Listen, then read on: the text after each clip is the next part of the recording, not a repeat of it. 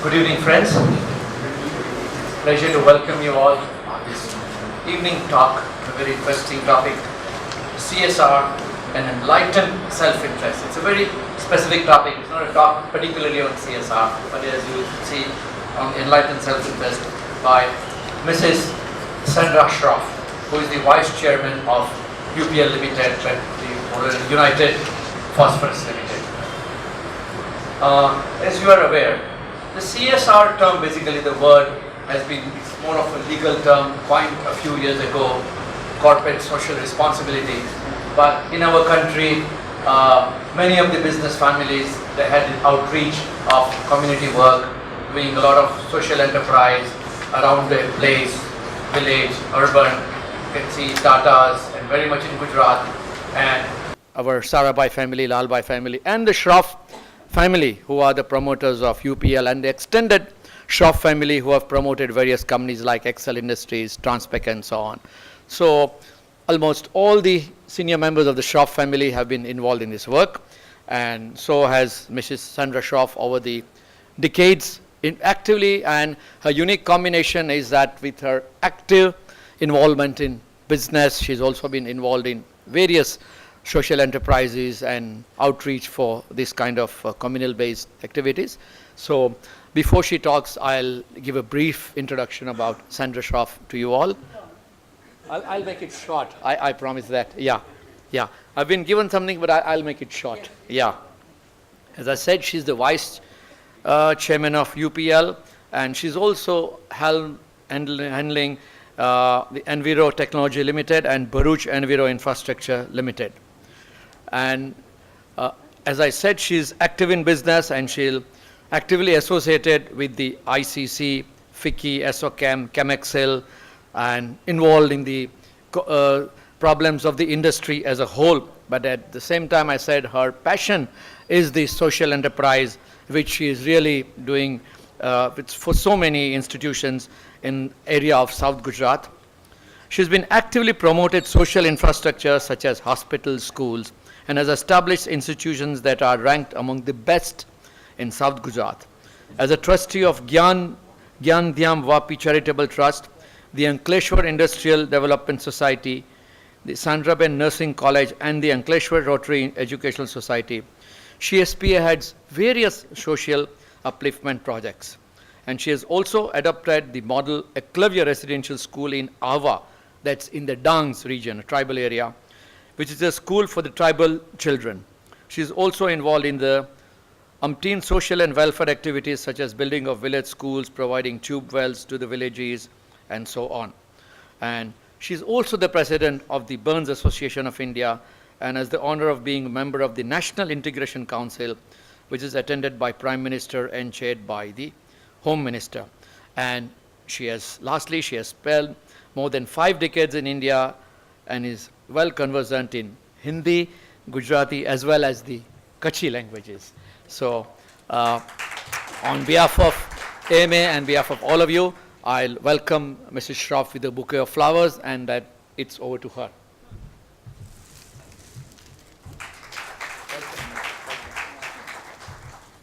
Speech in English, and then she said, now I've finished with that. Now I'll get on and speak to you in Gujarati. So I feel like that. You've heard all about my CSR. You don't need to hear any more. And what I would like to talk to you about is not CSR per se. I would like to talk to you about India being a global power in agriculture. Not many people, how many people are aware of where India stands as far as production in the global sphere? Where do we stand? Who knows? I mean, you know that we're number 2 in the world in production of food after China. That we produce 401 billion US dollars worth of food in the latest figures for the 2017. So that is what I'd like to speak about. But I have a very firm view on corporate social responsibility, and I think that it is enlightened self-interest, because we have to do it. We go to a place like Vapi, then we have to have a school, we have to have a hospital, we have to have other infrastructure. Now, it doesn't happen unless we start working on it. And we can't expect the government to do everything. And if we do, we won't get anything. So we have to get on and do it ourselves. So with that in mind, and with that as my goal, and I think it's been the goal of many of the ladies in my family, to get out and do something. My Kakiji started this embroidery work in Kutch as a drought relief about 40 years ago. And from drought relief, it went to some other relief and some other relief. And then, of course, when the earthquake struck, she was, her villages, the ones which she was supporting, were one of the first to be rehabilitated. So I come from a family, the Shroff family, which is very keyed into enlightened self-interest and looking after people. And I think that if we think of it like that, I think it's much better. And we have never needed any law to do this. We've always done it without anybody telling us to do it or asking us to do it. On the contrary, we just get up and do it. So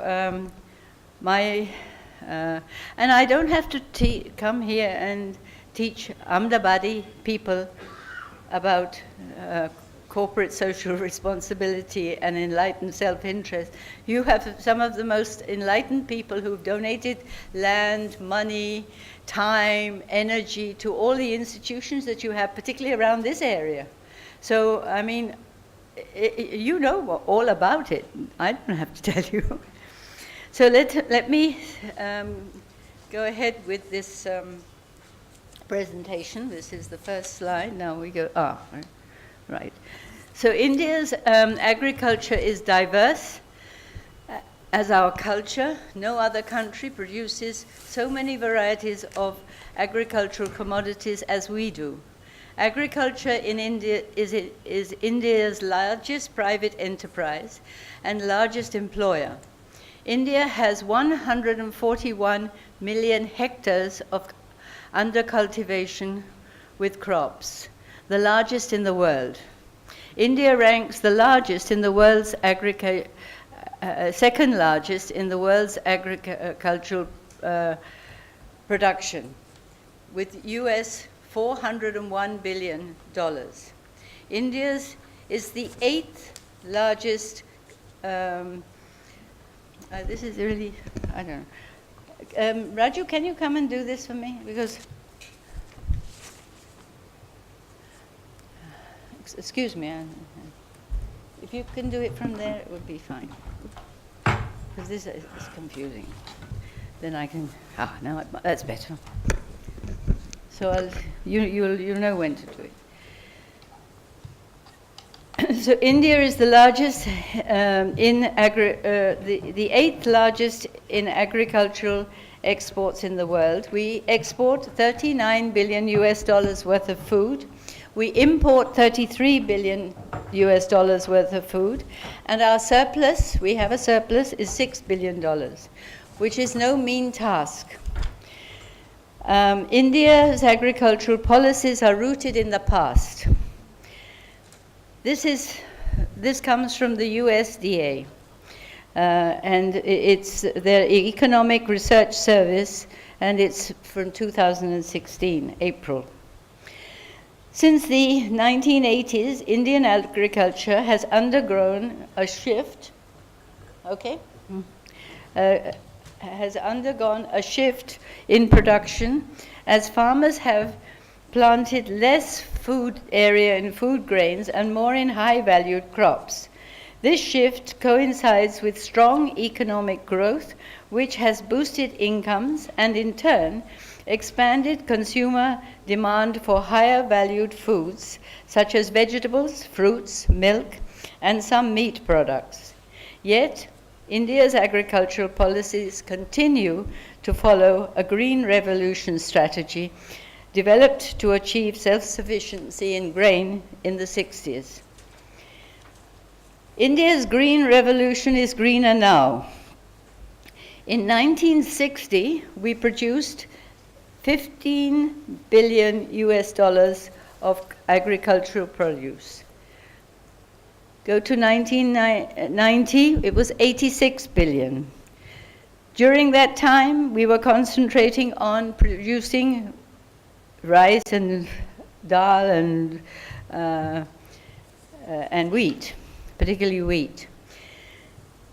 Then from 2000 onwards to 2017, we went from 101 billion US dollars worth of food to 401 in 2017.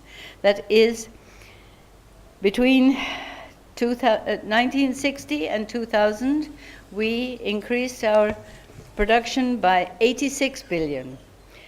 And from 2000 to 2017, we increased our production by 300 billion. So this is a huge jump, a huge growth in a different direction. It has given us a variety, the whole food requirement and so on has changed, and people eat more fruit. People who never saw an apple will see an apple. People who didn't have any fruit or vegetables at all, they all have something now. The agricultural production, India is far ahead of the US and EU. In 2006, the USA produced 142 billion US dollars worth of food, whereas India produced 160 billion US dollars of food. So we overtook the United States. Then in 2010, the EU produced 246 billion US dollars of food, and we produced 290 billion dollars worth of food. We overtook the EU.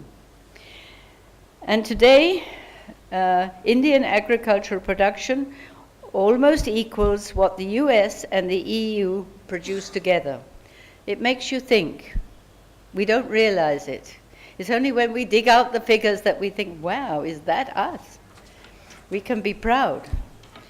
India's rank in the world of agricultural production is number 2. We produce 12% of the world's food. We waste a lot of it, but we produce it. The world's agricultural exports, we are number 9. We have 2%. Doesn't look like a lot, but we were only 1% of exports of anything in the 90s. But now we're 2% of just agriculture, with, as I told you earlier, 39 billion US dollars of production. Indian agriculture commodity is price competitive. We have to increase our market access. Doubling the farmer's income by 2022 requires tripling our agricultural exports. We have to have markets. We can't just depend upon Indian markets, and we also have to stop the bother with onions. If we don't have onions, we don't have onions, right? We still have to export if we have export commitments. Efforts towards this target, we have to target 100 billion US dollars, which must be done. A seismic change for Indian agriculture. Uttar Pradesh produced 3 lakh crores of food. Madhya Pradesh, 2.5 lakhs crores of food. Maharashtra, 2 lakhs crores of food. It's a huge jump in, well, we haven't got the jump shown here, but it just shows you how much is produced. Gujarat is 1.5 lakh crores, and Tamil Nadu is 1.4. The leaders are those who've diversified into horticulture and livestock. The major shift in our food production and consumption: 178 million tons of vegetables were produced, 165 million tons of milk were produced, 110 million tons of rice was produced. Dairy products, fruits, vegetables, and eggs account for more than 50% in food production and consumption. This is a great change. I remember when I came to India in 1960, and during the 60s I was living at Goregaon, right next to RE Milk Colony, if anybody, I mean, you all know Bombay. And we thought we'd got the lottery when we got RE Milk. You know, it was, so things have changed tremendously, and all for the better. The anatomy of Indian agriculture. Food grains from 2000 to 2016-17 have grown by 40%. Horticulture has grown by 96%. Milk has grown by 104%. Eggs have grown by 141%. And meat and fish have grown by 140%. Huge growth. The composition of Indian agriculture has undergone a significant change. Horticulture, animal husbandry account for 2/3 of India's agriculture GDP. Stable food grains versus the vegetables and fruits. In 1991-92, we produced a total of rice and wheat of 135 million tons. Fruits and vegetables, we produce 88 million tons. Go to 2016 and 17, food grains were 209 million tons, and fruits and vegetables were 268 million tons. So we've come a long way with fruits and vegetables. Fruits and vegetable production is substantially higher than food grains. This makes agricultural production attractive throughout the year. This is a very important thing, otherwise the Rabi season output exceeds the Kharif season. That's very important because it gives the farmers, many farmers, 2 and 3 crops, depending upon the availability of water. The milk production. In 1950-51, we had 17 million tons. We had 130 grams for each person in India. At that time, there were only 300 or 400 million people. Today, in 2016 and 17, we have a production of 165 million tons, and we have 355 grams of milk for everyone today, and our population is 1.25 or 1.3 billion people. India is the world's largest producer, followed by the United States. In India, agricultural waste and byproducts feed the cattle. This is a great advantage that we have, and we should always keep it. Milk production in India is 30% less expensive than in the United States. The value of our milk production exceeds the value of rice production. Then we have fish. Fish is a barometer. So in 1970-71, the marine fishing was 1 million tons. Inland fishing was 0.67.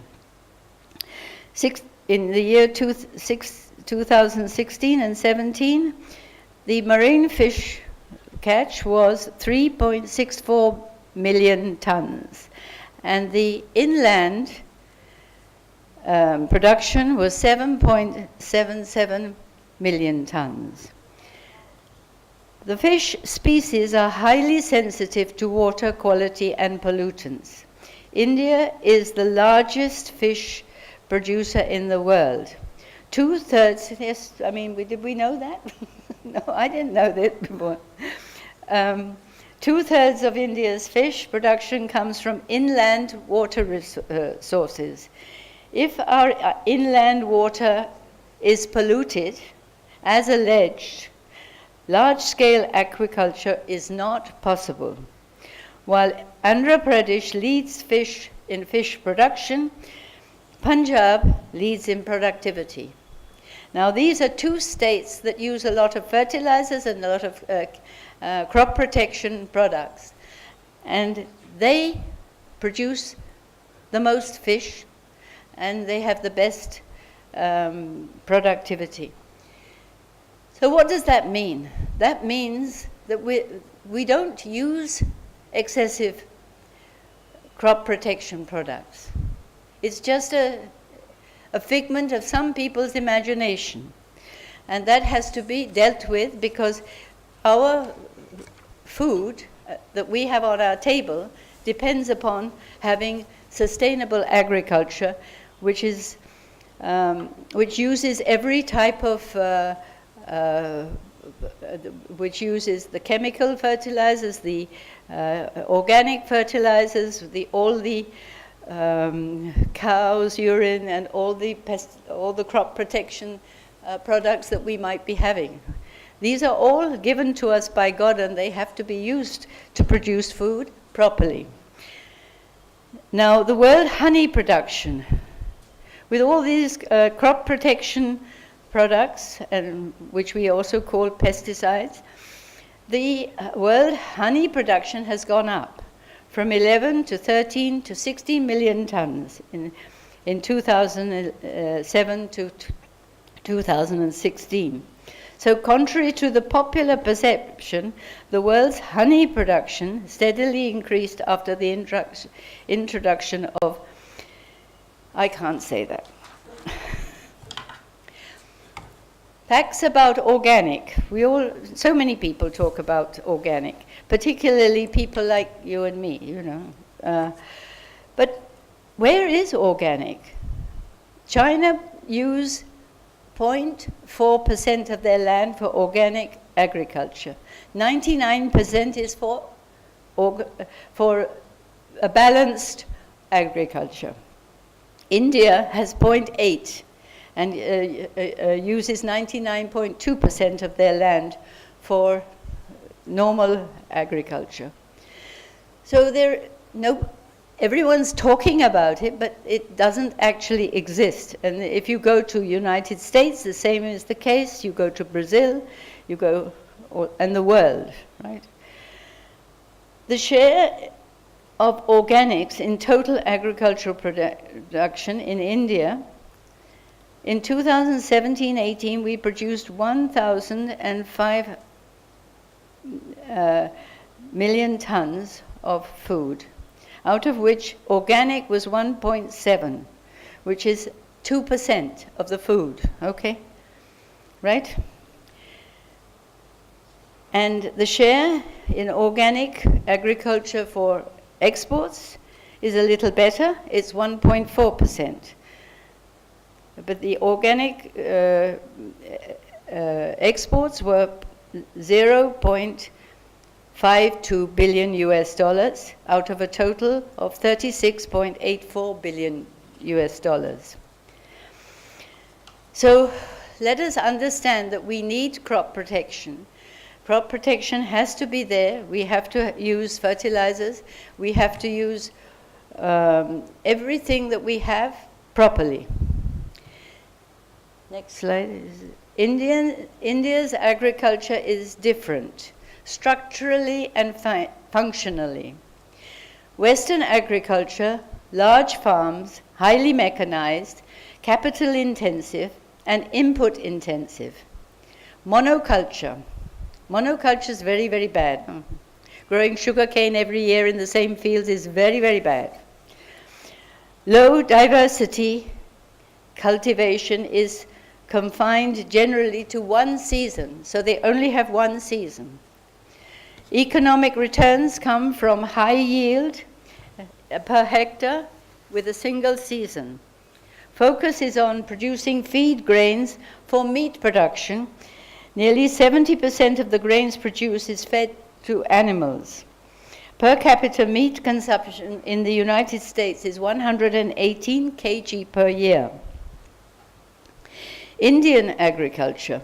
Small farms, neither capital intensive nor input intensive. Family labor plays an important role. Farmers are good at multitasking. Multiple cropping and mixed farming is common. Crop diversity is the highest in the world, linked to our diet diversity. Economic returns depend on diverse uses of farmland, agriculture, horticulture, livestock, and the aggregate output in a year. Focus is on producing food grains, vegetables, fruits, milk, etc., using the same land and resources. Per capita meat consumption in India is 4 kilos a year, as against the world average of 43 kilos per year. Small farms, diverse production. Small farms have time and again been labeled as backward, unproductive, and inefficient, an obstacle to be overcome with the process of economic development. We challenge the conventional wisdom about small farms and assert that they are multifunctional, more productive, more efficient, and contribute more to economic development than large farms. If we are to fairly evaluate the relative productivity of small and large farms, we must discard yield as our measurement tool. If we are to compare small and large farms, we should use the total output rather than yield. Total output is the sum of everything a small farmer produces: various grains, fruits, vegetables, fodder, and animal products.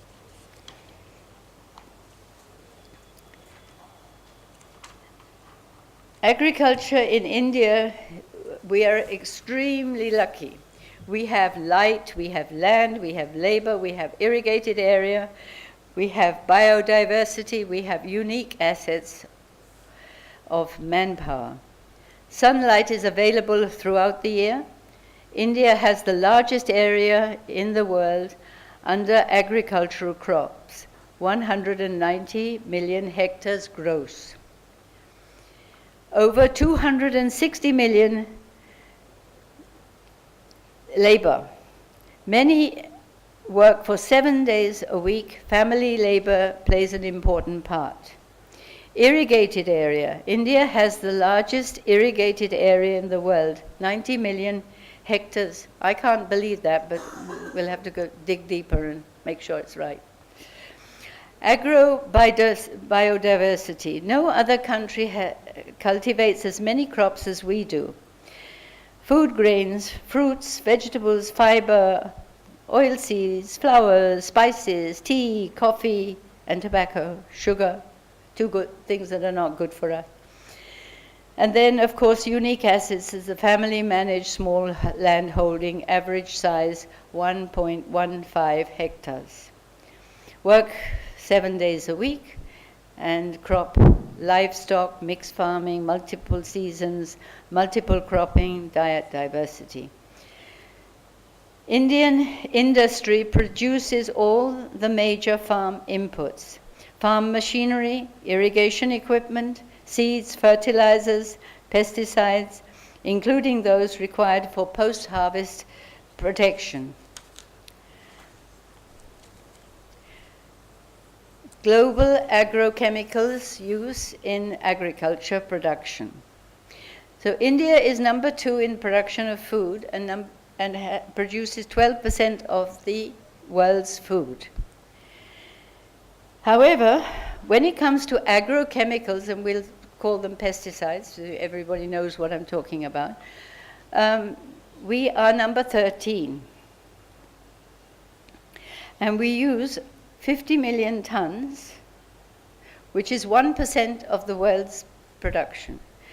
And from that, we produce 401 billion US dollars worth food. If you look at Canada, if you look at France, if you look at Spain, you look at Italy, they all use more pesticides than we do. And they all produce 75,000, 71,000, 61,000 tons of food. So what are we talking about here? We are using less than they are. And we have 8 times the production. So we must be careful about what we do, because otherwise, if we allow some people to get away with murder, we will be murdered. China, USA, Brazil together account for 62% of the agrochemical use. Indian farmers use excessive agrochemicals is a misinformation campaign by foreign-funded NGOs who want to keep Indian exports out of the international market. This goes on, and everyone knows about it. But they really are doing a lot of damage to our farmers. Their agenda is to adversely affect the export competitiveness of India's agricultural commodities. The same is the case for excessive use of fertilizers. Malaysia uses 1.5 tons per hectare. China uses only 506 kilos per hectare. India uses 171 kilos per hectare. So where are we using excessive fertilizers? Then pesticides residues. We hear a lot about pesticide residues. In 2008-9, there were 13,000 samples taken. 183 were above the maximum residue limit. If you go to 2016 and 17, there were 22,000 samples taken, and 473 were above the maximum residue level. 98% of the agricultural commodities comply with the legal upper limits of the maximum residue limit, fixed for pesticide residues, making India's food one of the safest in the world. So all of this pesticides is in the food and whatever is actually not true. Farmers' suicides by anyone is terrible, and farming community committing suicide is very, very heartrending. More than 8 lakh people die of suicide in the world every year. For India, in 2004, we had 1,13,000 suicides, out of which 98,000 were non-farmer, 18,000 were farmers. Go to 2015, you've got 1,33,000 suicides, out of which 121 were non-farmers and 12,000 were farmers. So we've improved we've gone from 18 to 12,000. And what happens is, as you probably know, that it's weddings that create the situation where people commit suicide, men particularly. In India, the suicides by non-farmers consistently remain higher than suicides by farmers. However, this fact doesn't come out in the media reports. It's not sensational enough, right? Pesticides and carcinogenics. WHO has not listed any pesticide to be carcinogenic to humans in Group 1. Group 1 list of the WHO, International Agency for Research on Cancer, contains 118 substances considered to be carcinogenic to humans. The substances in Group 1 list include processed red meat, alcohol, areca nut, coal tar, tobacco, and X-rays. Right? Not a single agrochemical features on this list.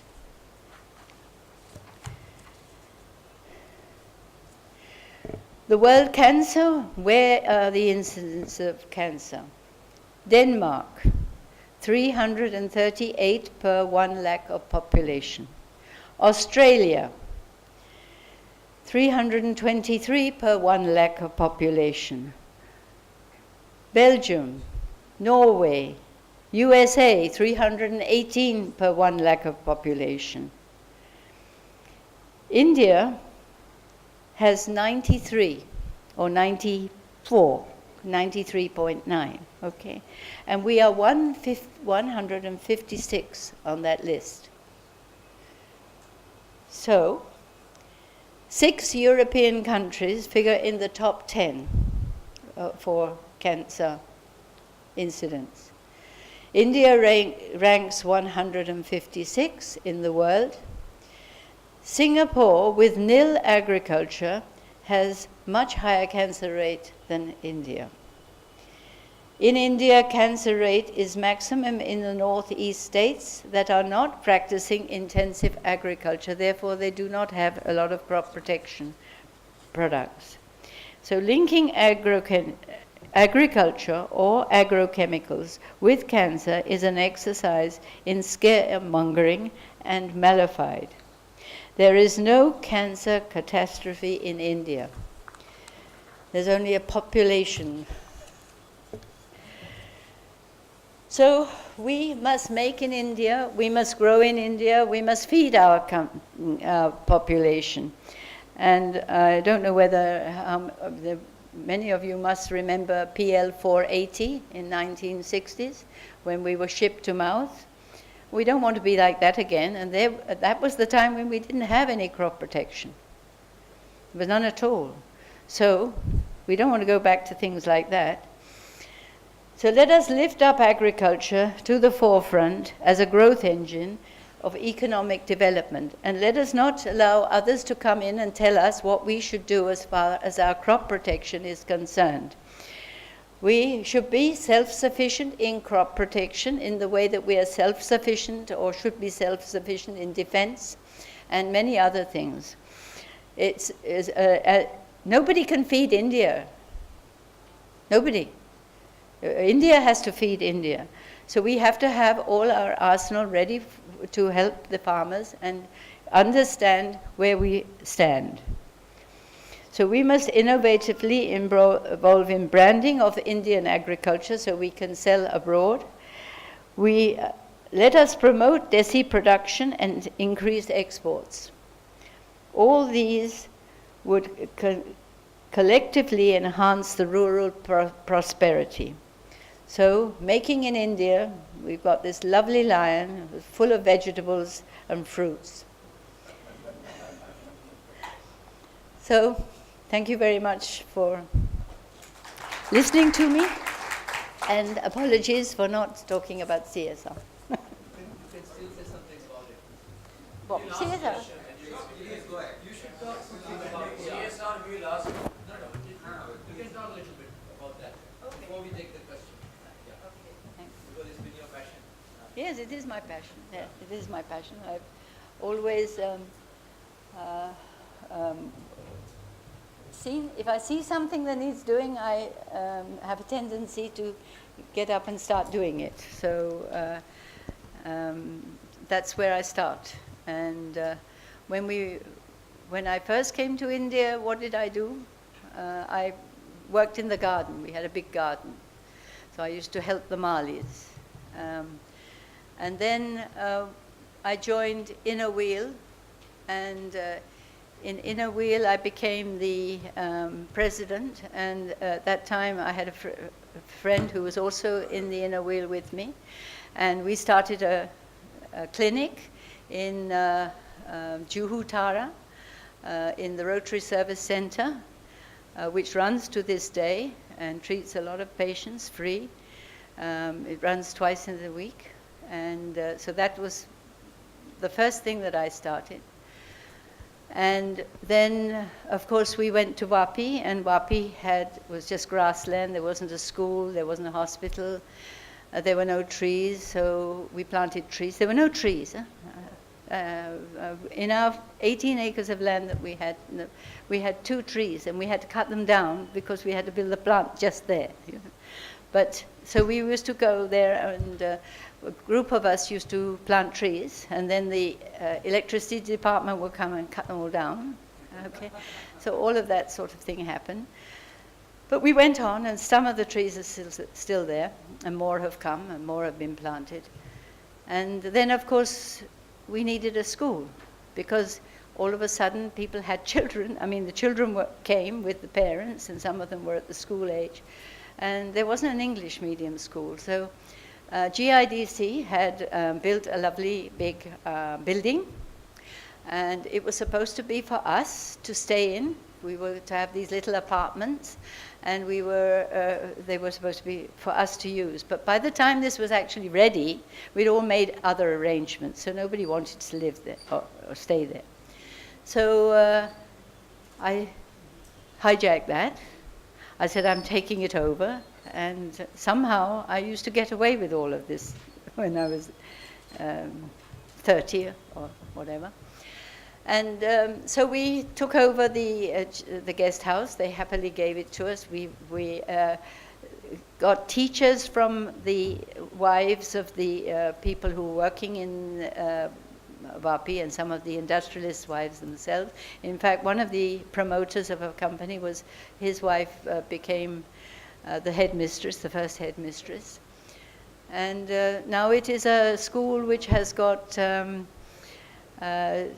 1,600 students from the babies to the 12th standard. Our children in the last, we've started in 71, in the last 40, almost 50 years, we have got children all over the world, and we have a hospital in Vapi for orthopedics, which is manned by my students, one of whom went to America and was successful there. His brother went as well, and then they both came back and they started their hospital. And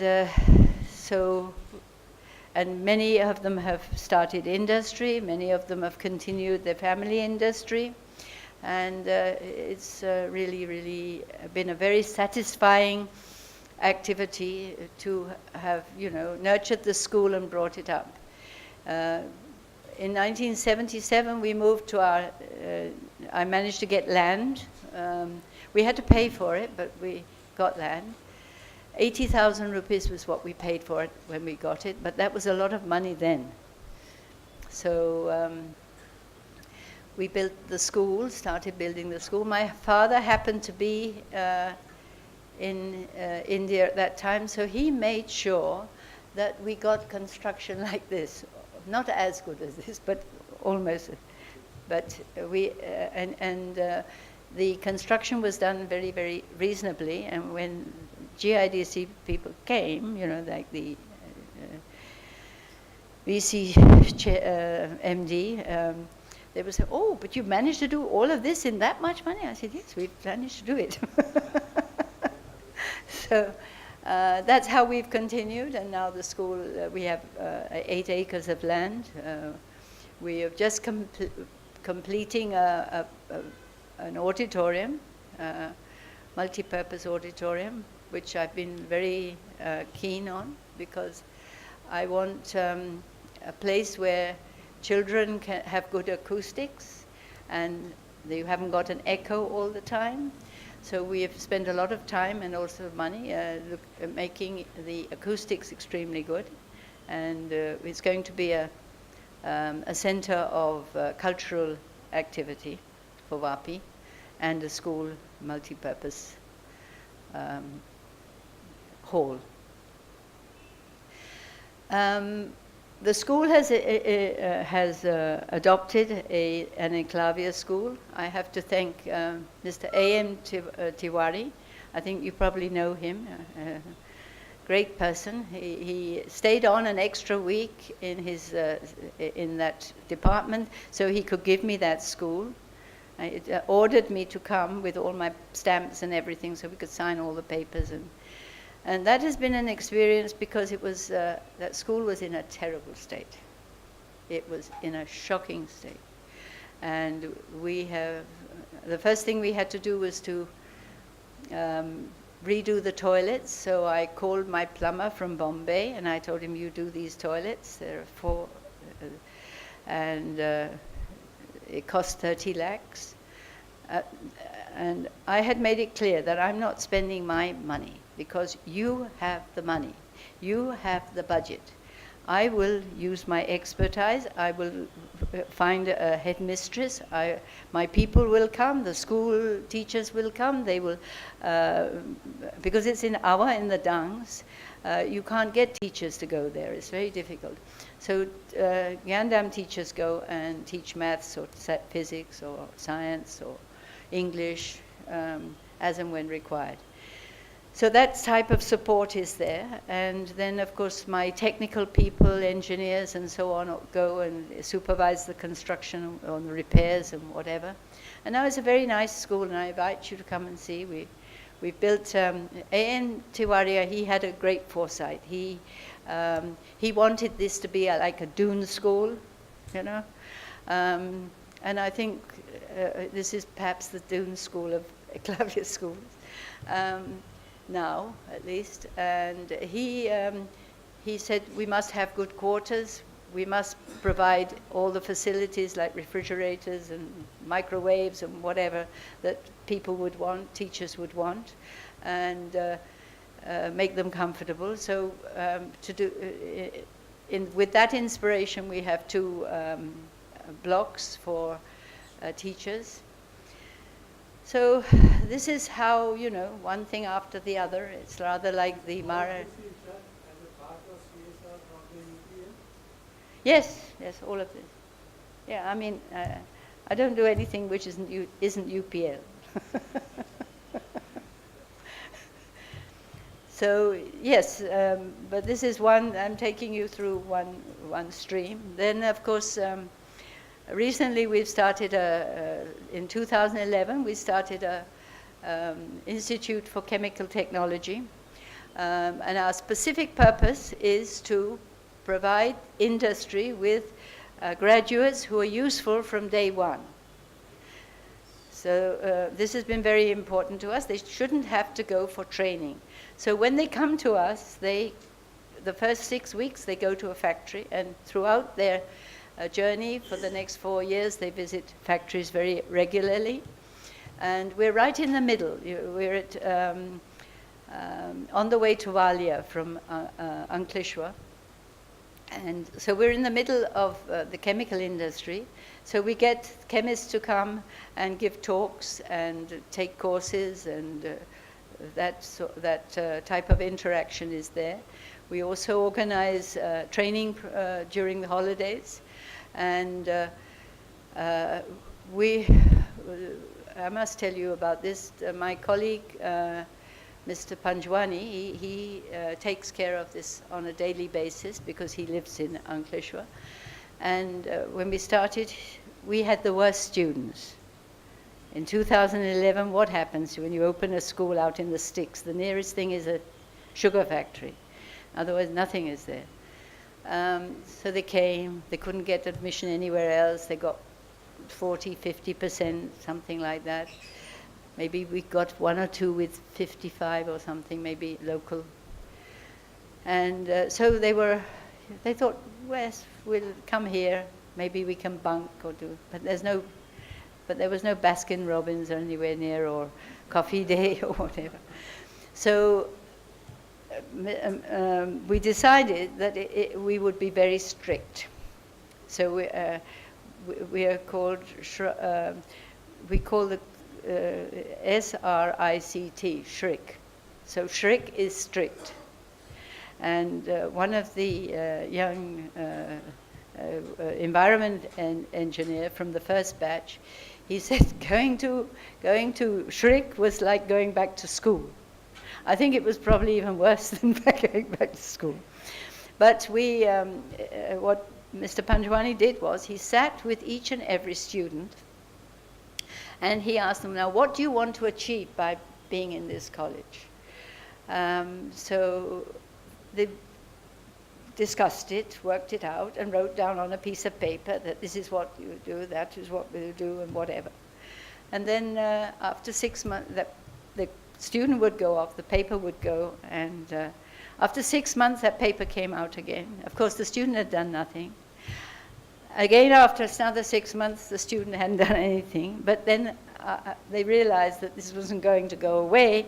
So then they started working. And somehow, these indifferent students got the message that if they worked hard, they could actually succeed.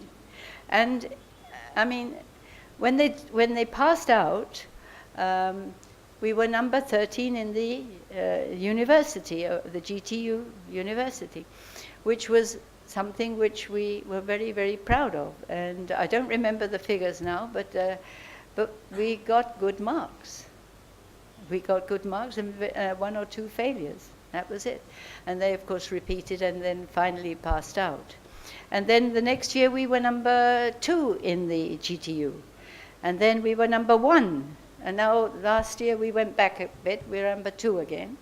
But the difference between the topper and is a few percentage points. So this is what we have 1,200. No, we do have postgraduates. We have started MSc, and we are going to do PhD. Yes, and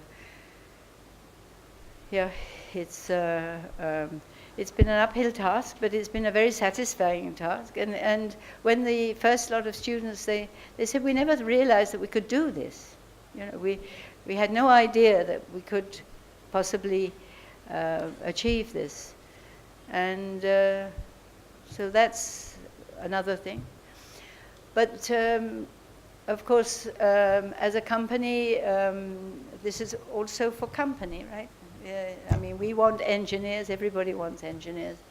But it's, we have taken up building toilets, but I build very, very good toilets for schools, and well designed, big enough, properly drained.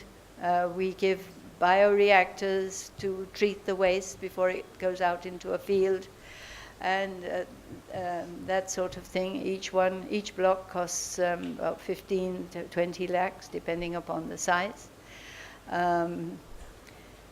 We do all the normal things. In Dahej, we have repaired a school, and wherever our industries are, we engage in the community because that's what we should be doing. We're not doing anyone a favor by doing that. It's important, and particularly being in the chemical industry, it's very important to engage with the local people so that they, you know, will accept us. But I must say the chemical industry is getting much better. And pardon? Ah, okay, yes, that's another thing. Yes, we started a hospital. That was 40 years ago, in 1977. And I always wanted to have a nursing college. And I have a colleague, and Mr. Banerjee, who went on to be the president of RI International. We had this constant argument. He wanted, his vision was to have a medical school. He wanted to train doctors. I said, why? For what reason? Doctors are going abroad. Of course, nurses are going abroad as well. But we need nurses, and we need nurses in this hospital. So if we have a nursing college, then at least the nurses who are in the 3rd and 4th year, and when they're doing their practicals, they'll be useful to the hospital. So finally, we got I think in 2000 we started, and we were attached to SNDT, and now we're attached to the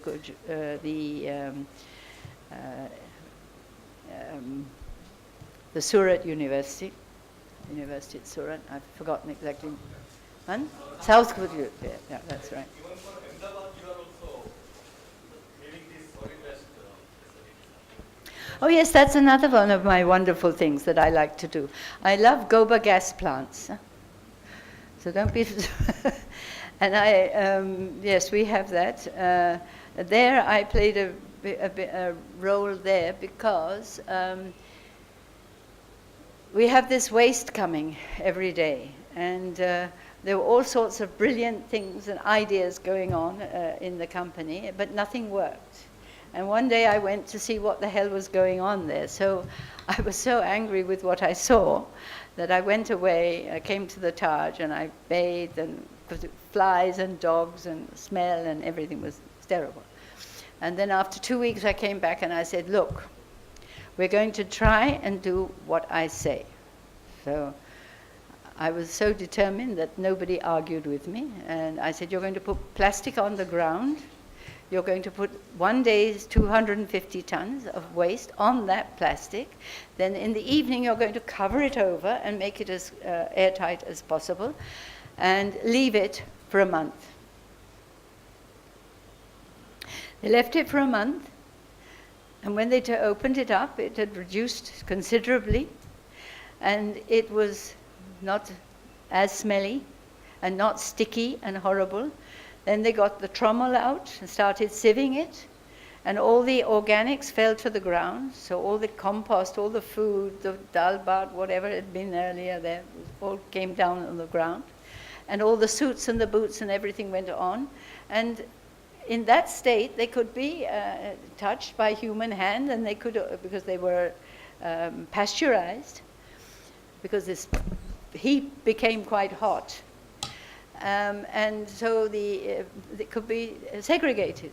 So that worked out really well, and that's how we treat our waste in Ahmedabad. But we don't make money out of it. No. There's huge losses. But anyway. Bikram farm, trained farmers, right? Yes, we have a farm. We have 140 acres, but not all. Where we train farmers. That's also something that I love. I like farming. I like crops. We interact with the universities, the agricultural universities, and we bring new technology and try and get the universities' technology into the farmers' way of life. And it works well. We started with sugar cane, and Dr. Kale, he gave a talk in somewhere outside Delhi to our sales team, and he talked about sugar cane, and he was telling us how he grew sugar cane in that Vasantdada Institute of Agriculture in Pune. And so then I got up and I said, now you've told me all of this. I want you to go to my farm. I have a farmer, which is most important. I have land. I have every type of compost that you can need. I've got cow dung. I've got vermicompost. You name it, I've got it. You can have any type of whatever you want. So he came, and then he got along with Mr. Urs, our farmer from Mysore, like a house on fire, and they started growing sugar cane, the Vasantdada way or the Kale way. We also call it our way. And the production went up considerably. It was I mean, you could double it very easily. I mean, if people were getting sort of 30 tons per acre, you could get 60 tons per acre. If they're getting 40, you get 80. And there was a 100-ton club, and and people used to come from, a lot of people came from Maharashtra. They heard about it and they came from Maharashtra, and they would land up in the morning, and Mr. Uz would wake up and see loads and loads of sumos outside his house, and then all the farmers had gone and bathing in the river, and then they used to go to the farm and see what we were doing. And they were never invited. We never asked them to come. We just gave them food when they came and showed them what we were doing. And we still do that. We have had people from Nepal, from UP, from all over.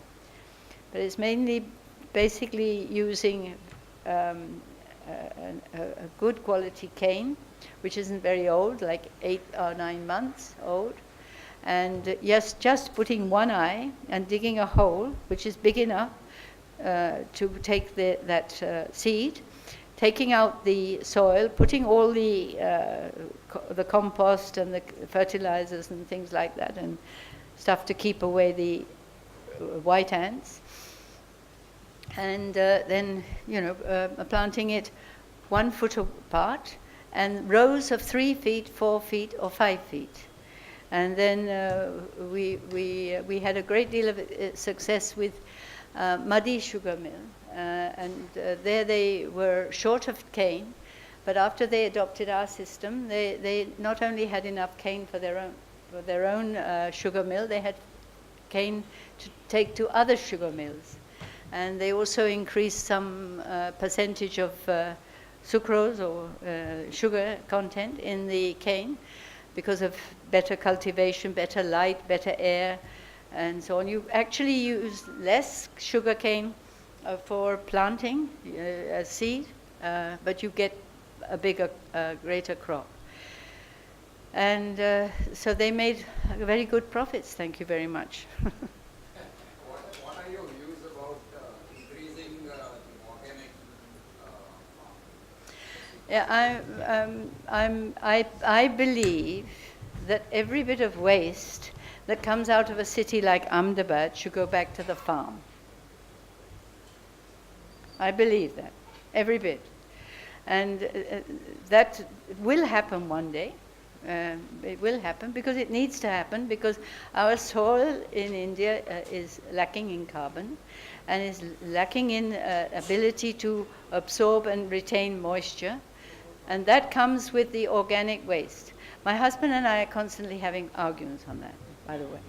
He thinks I'm nuts. I'm Goba-centric, but I am Goba-centric. I do think that that compost, vermicompost, all these things are very, very important, and we should do this. Apart from making profit only, you have been doing good service to the society in many different areas, as you said in the lecture. My question is, have you come across some beautiful CSR activity in other countries which you would like to adopt with money spared with you? Well, my great heroes in all of this are the Tatars. I mean, what better heroes could you have? I would love to do what they did, but I will do what I can. But they are my heroes. Any specific example? If at all We- you have come across. Well, I've come myself. No, you have been doing a lot of Yeah. activities. But sometimes you might have come across that this should be done if a chance given to me like that. You felt Well, I can always do whatever I like, no? So if there is something like that, then I do it. Yeah. One of my suggestions is that in view of the environmental protection and sustainability, we are coming to the different type of manures, food, organic compost, food, instead of fertilizer. So how to use the fertilizer, optimize the fertilizer in the farming by farmers. Farmers are not very educated. It is one of the CSR to educate the farmers to use it in a proper way so that they will not pollute either water or air or the total sustainability. Compost never pollutes. Compost properly matured, properly prepared, doesn't pollute anything. I know, but Yeah. about the fertilizer they do, because the these are phosphate. You mean the Vilaiti one? Yeah. They don't use more of that than they have to because it costs money. They need to be educated. This is the time. No, I think, I beg to disagree. I think the farmers are very clever. They know what they're doing, and they don't do anything without seeing with their own eyes before they do it. And we should never go and preach and think we can teach the farmers. You have to go and work along with them, and you have to carry them along. And as part of our sales initiatives and so on, and CSR as well, but we do teach farmers. We do, I wouldn't say teach them, but we have to tell them how to use the new products that we produce. So that is a constant interaction that we have with farmers, because they have to know. So now you're getting chemicals which you need very, very small quantities. And so you have very little, you can't see it, I mean, practically. And so these are the type of things they have to get used to. And that takes time. But farmers are really clever, really clever. Adivasis are clever. On one hand, some are propagating zero budget Nuts, completely nuts, according to me. Yeah. You can't, how can you have zero budget of anything? Right? I don't think it's possible. I mean, yeah? Hi. we have discussed a great deal about improving the Indian agriculture, like taking it to rural areas, improving the farmland productivity. This is something that what I feel. We are going to be sooner to be a urban country, where half of the population is going to come in the city. Yeah. And to depend a great deal on the rural agriculture, people put a lot of stress. Do you think that we should also strengthen the urban agriculture? Absolutely. Growing their own food? Because they can't rely on someone who's 1,000 kilometers away. You will. Are you going to go and grow your own food? We do. You do. Good. We try to. Yeah. Why not? Yeah. You do carry on trying, and see. I mean, we will have agriculture. Agriculture will change, but it. How can we do it better? We're doing it better, no? We have produced $401 billion worth of food, so we must be doing it better, no? We started off with 15 billion? 15 billion in 1950 or so. $15 billion. Mm. My question was, that is something people are doing in farmlands, that is in the rural area. If individual citizens in city like us have to take an agriculture, because it is going to be a reality tomorrow, you might have to grow your own food. Where will you do it? No, what you're talking about is urbanization, right? Okay, people coming. Well, that is happening. That is happening, and we need to make sure that the farmers get a good remuneration for their products, so they stay on the farm and they find that farming is a good living.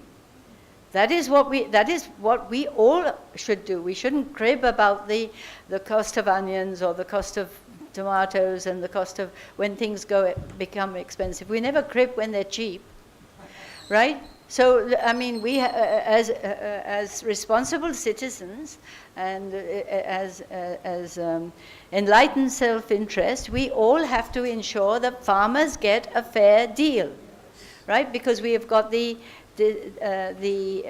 APMCs and so on are being curtailed, but the farmer has to get to the market. He needs good roads. He needs cold chains. He needs investment of people like you and us to provide these facilities for him. Roads are coming. Roads have made a huge difference to the agriculture. From North Gujarat, we send vegetables to Delhi. You probably know that. So there's a tremendous scope, and we grow potatoes like nobody's business. We've got those chip people, right? What are they? Make potato chips in North Gujarat. Pepsi. So I think you've had enough of me, right? I want to just tell you one thing, and that is that the compost that I get from my Ahmedabad operation is so good, because it has all the elements that you need, like phosphorus, zinc, copper, potash. All of these are in it because it's everything that has come from the city. So it has batteries, it has bits of copper wire, it has all sorts of things in it. So it is a complete fertilizer, and it all actually, it comes out to be what you need, which is amazing.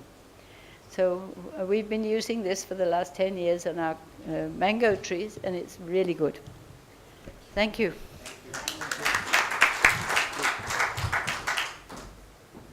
I'll take a couple of minutes. Thank you so much, Mrs. Sandra Shroff. I think a lot of good input on agriculture, right? A lot of non-agriculture guys may be finding it surprising, like the amount of agriculture we are producing. And this particular talk, CSR, right, and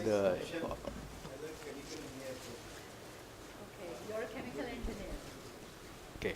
So this talk gave us a lot of valuable input, right? And just my thank you note on behalf of all of you, on behalf of Ahmedabad Management Association. I think we heard you, and especially the enlightening to us is basically you are going beyond the call of your duty, which is a great start. And Madam, we would like to again give you a nice memory on behalf of AMA. This is a memento.